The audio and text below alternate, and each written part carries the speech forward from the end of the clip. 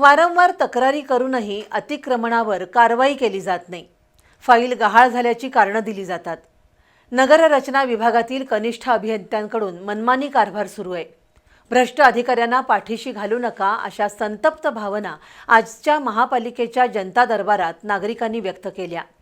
दाखल झालेल्या तक्रारी त्वरित निकाली काढण्याच्या सूचना महापौरांनी दिल्या. महापौर रूपाराणी निकम यांनी सुरू केलेल्या जनता दरबारात आज सर्वाधिक तक्रारी अतिक्रमणाबाबतच्या होत्या. रस्त्यावरील अतिक्रमणामुळे वाहतुकीला अडथळा निर्माण होत असल्याचं काही नागरिकांनी सांगितलं. खासगी जागेतही अतिक्रमण झाल्याच्या तक्रारी अनेकांनी मांडल्या. पण मूळ जागा कुणाची आहे हे स्पष्ट झालं पाहिजे. मोजणीची प्रक्रिया पूर्ण झाल्याशिवाय कारवाई करता येत नाही.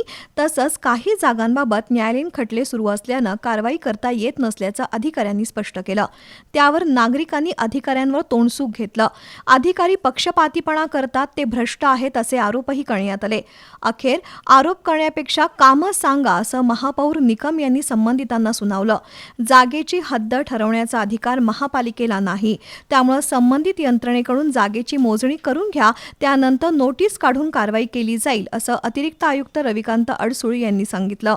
मुख्य रस्त्यावर झालेली अतिक्रमणं पुढील 6 महिन्यात काढण्यात येतील. नादुरुस्त वाहनं हटवली जातील अशी माहिती महापौर निकम यांनी दिली. दरम्यान जनता दरबारातील लेखी तक्रार संबंधित विभागाकडे जात नसल्याचं एका नागरिकानं निदर्शनास आणून दिलं. त्यावर महापौर निकम संबंधित कर्मचाऱ्यावर भडकल्या. यापुढे असा प्रकार चालणार नाही असा सज्जड दम संबंधित कर्मचाऱ्यांना भरला. यावेळी स्थायी समिती सभापती विशाल शिराळे यांच्यासह महापालिकेचे अधिकारी आणि नगरसेवक उपस्थित होते.